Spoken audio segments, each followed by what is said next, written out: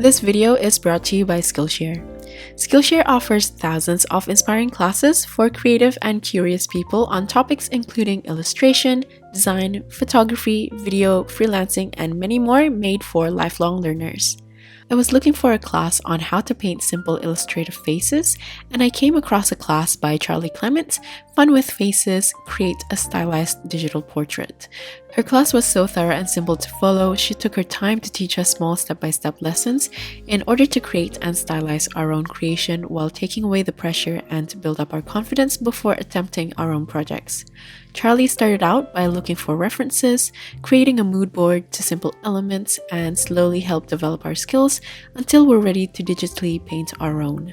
But the great thing about this class is, even though this is a class for digital painting on Procreate, with the way she taught us on how to draw the characters, I feel like this is something that would be applicable across so many different mediums. This class was so much fun to follow along to, and I would definitely recommend it, especially for those of you who have been asking me to make tutorials on portraits. There's a lot of you guys, and you will definitely enjoy and benefit from this fun class. Skillshare has classes to fit your schedule and skill levels. Each class is divided into short lessons so you can break it down to fit your own busy lifestyles. The first 1,000 of my subscribers to click on the link in the description box will have access to 1 month of free membership trial, which is such a great deal considering the many subjects of full classes which will be available at your fingertips. Thank you again, Skillshare, for sponsoring this video. Hi guys, this is Nia, and today I'll be painting a couple of glass bottles.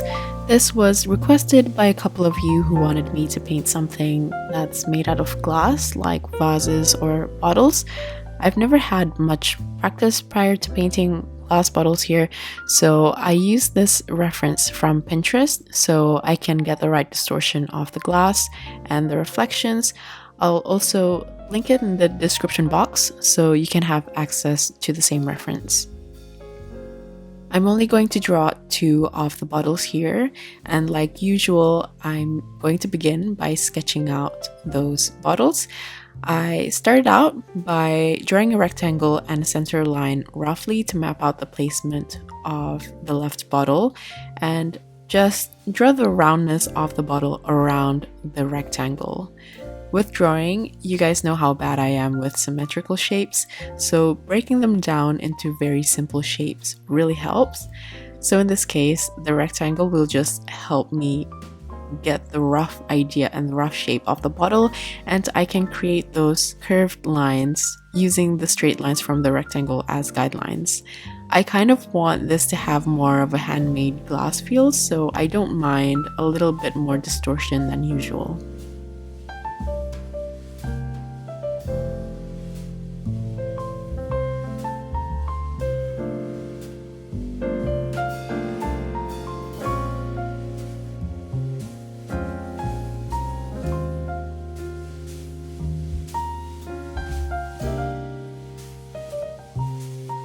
Once I'm done with the basic outline of the first bottle, I'm going to erase the guidelines and clean out some of the lines so it's not too scratchy or thick. Then once I'm done with that, I'm going to move on to the next circular vase or bottle. For this, I'm going to start by drawing out a circle first in order to get the placement that I'm looking for, as well as the center line. Once I'm happy with the position of the circle and how it interacts with the first bottle or vase, then I'm going to clean out the shapes further. As a drawing tip, try to make the lines you draw as intentional as possible. I try to lessen the amount of scratches in my drawing, and if certain areas need a little bit of adjusting, so in this case, my circle was a bit too wide, and I tried to just draw the right lines first before erasing the mistakes. This is one thing that I really try to ingrain into my students, because a lot of times when we make the mistake in the first place is because our muscles or eyes are probably not as trained to make certain lines or movements. Chances are, when we erase the mistake first before drawing the correction, we're just going to place the lines in the exact same wrong place, or at least this is what I tend to do and what I see my students doing. So leaving the wrong lines that we drew prior serves as somewhat of a guideline to draw around it and to fix the position. Once I'm done, just like before, I like to clean out the lines. I like to lightly erase the lines that I've drawn and redraw a thinner and cleaner line for me to follow as I paint.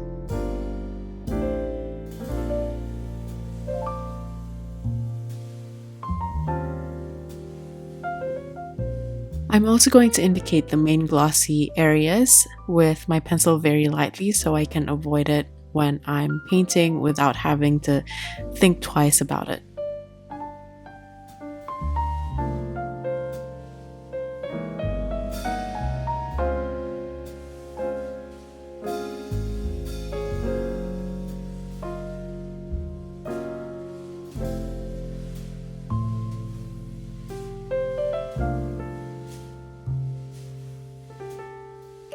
For this painting, I'm going to paint with only one color, and I chose Payne's Grey Bluish by Schmincke. I love this color, but you can choose any dark color which would have a huge range of values for this painting, like greens or browns if you want to try different hues. I'm just starting with a thin consistency paint, and I'm going to leave out a couple of highlighted areas on the bottle while painting the rest. I'm just going to work on the left bottle first so I can focus to create clean edges.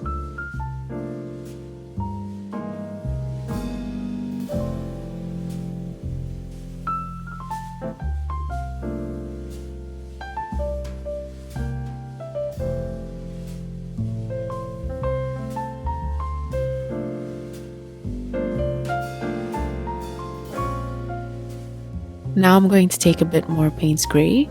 I'm going to add on more paint around the sides while the surface is still a bit damp. I'm also going to paint parts of the circular shape of the bottle at the back. For this, I followed the picture so I can get similar distortion, but at this point, I'm not too worried about accuracy since I'm still working on a wet surface, so the paint will create soft edges in those wet areas.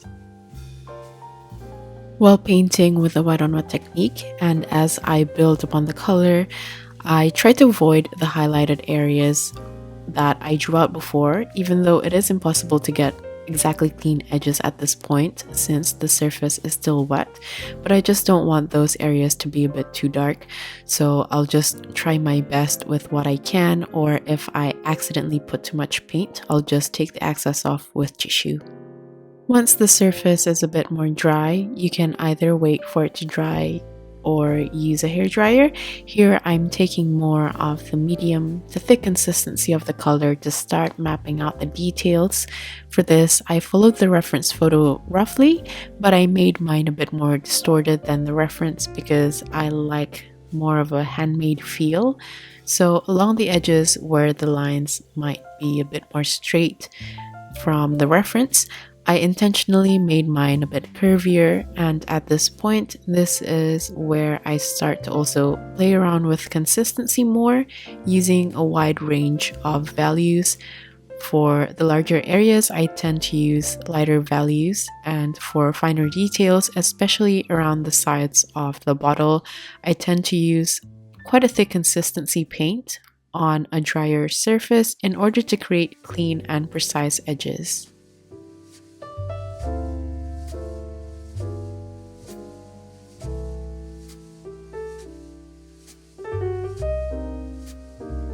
On the right hand side of this bottle, you'll see a distorted version of the round bottle due to the curve of the glass on this bottle that we're painting. For this, I'm going to use a slightly lighter consistency compared to what I used for the sides of the bottle. So the lines that I made around the sides you'll see is very dark, and for the round bottle that is showing through, I'm going to make it slightly lighter in order to separate those shapes and make sure that this distortion does not stand out against the shape of the bottle itself. If it's not, it'll tend to distract the composition and it'll be very confusing to look at it. Making the bottle behind a bit lighter will also indicate that these glass bottles are translucent, but it still has their own color. While painting this area, I'm still being very mindful over the highlighted parts that I drew out. I'm still going around it. If anything, this is more important to do now because now we're starting to use a slightly thicker consistency on a dry surface. Those highlighted areas will become more visible if we keep treating it as negative spaces, and therefore building more contrast and value to make the highlights pop out more.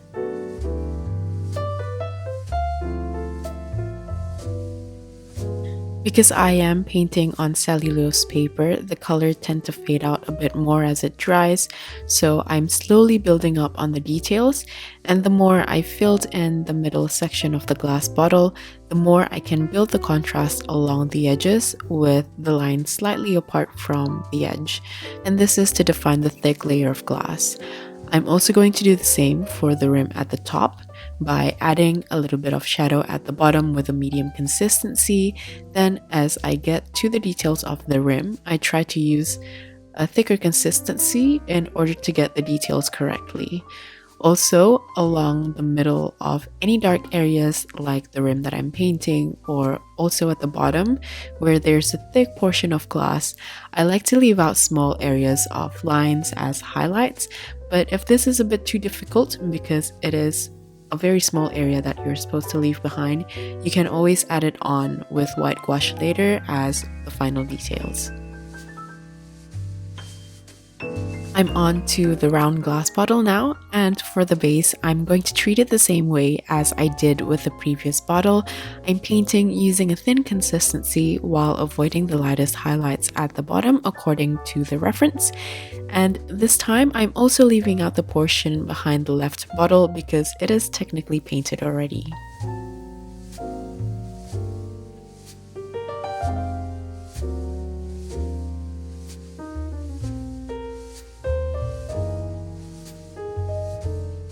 Next, I'm going to add more pigment on the wet surface for the bottom and the top of the round bottle, and this will just create a soft gradation where the mid portion of the bottle is slightly lighter, and I'm also going to bring this across to the left side of the bottom portion as well.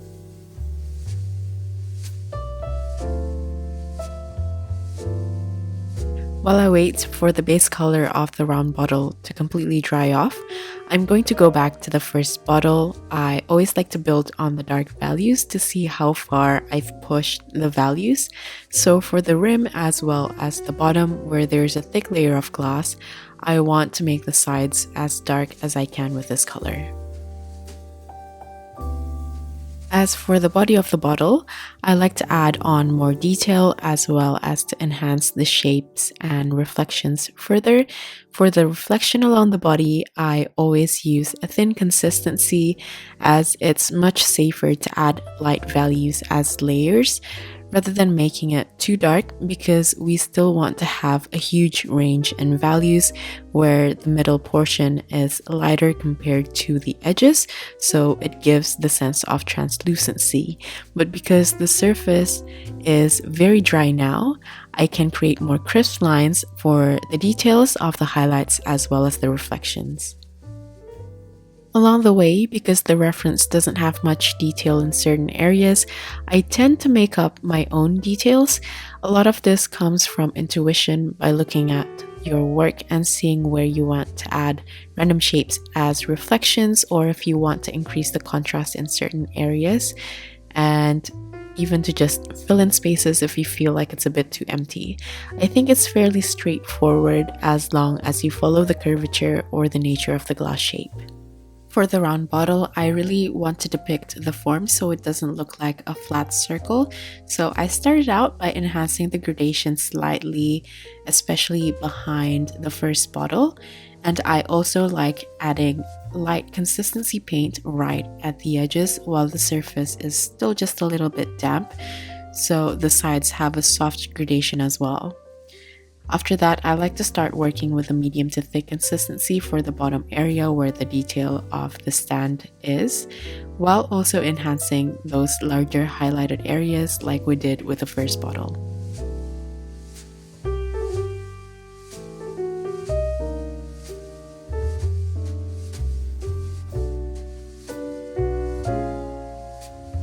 I'm just going to continue adding more details now for the round bottle. I like to take in the details further from the edges inwards for this round one because it's much wider than the first bottle. So I want to make sure that it doesn't look flat or empty in the middle, and the sides will help to enhance the form. I'm just going to slowly layer, and I'll get back to you once I'm almost done with this second one.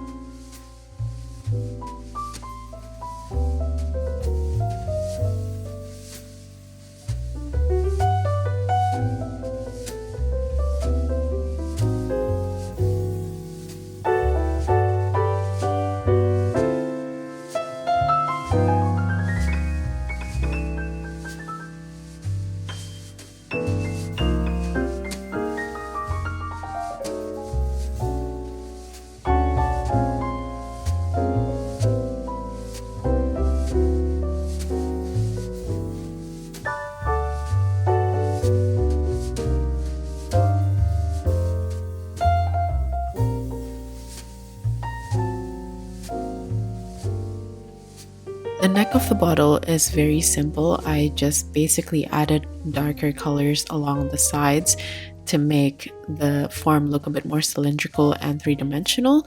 For the rim of this bottle, because it is a bigger bottle, I made it slightly thicker than the first one, and instead of adding 2 lines, I added 3, and I treat it the same way by using a very thick consistency and also leaving the midsection a bit lighter. I want to build up on the details a bit more for the rim of the bottle because this is probably the most detailed section. So I'm just going to wait for the paint to dry and lighten before I can add additional darker values. So meanwhile, I'm just going to work on other areas and add a bit more detail for the reflections.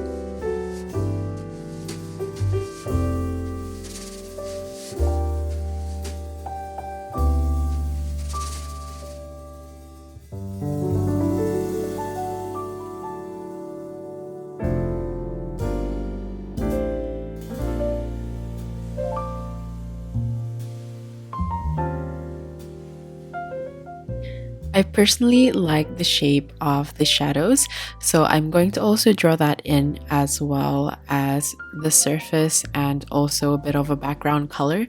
You don't have to do this if you feel like you like a cleaner look, but I just wanted to experiment with just one color and painting a whole page. So I'm just going to add the shadows very lightly using a thin consistency, then adding a slightly thicker consistency while the surface is still wet to create a nice soft blend, and just slowly building it up just like what I did with the glass bottle, but this time I want the overall value to be much lighter than the bottles. For the surface of the table, I'm just going to indicate it by painting a line with a light to medium consistency, then adding more water as I get towards the bottom for a light gradation. I'm also going to treat the right hand side the exact same way, but as for the flat surface behind the bottle, I want to make the line a bit distorted to follow the shape of the bottles. You can also stop here and do the final adjustments, but as I mentioned before, I want to paint the whole page, so I'm just going to do a very light wash for the background. I'm just using a very thin consistency of whatever is left, and I made sure that the top section is a bit darker than the bottom, even though the whole thing is still fairly light. Though I've gotten most of the highlights by leaving out the larger negative spaces, I wanted to add the smaller details using this white. I'm using bleed-proof white, which is very opaque, and I'm just going to place them around the rims where there are fine lines and also along the sides. Basically, just the small tiny details that would be a bit hard to leave as negative space.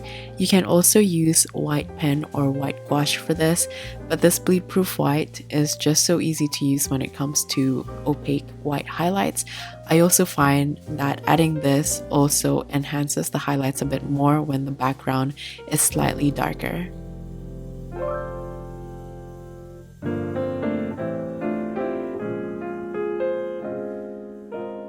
As the final adjustment, I'm just going to touch up on the darkest values. So here I'm just adding more along the rims as well as cleaning out certain areas. You can also add plants in these bottles like one of you suggested. I was going to, but I love the glass bottles so much that I wanted them to be just the focal point. But of course you can add plants or branches to yours if you're going to paint along. So that's it for this painting. Like usual, the list of tools as well as my social media links will be in the description box. If you're still here, thank you so much for watching till the end, and I'll see you at the next one. Bye!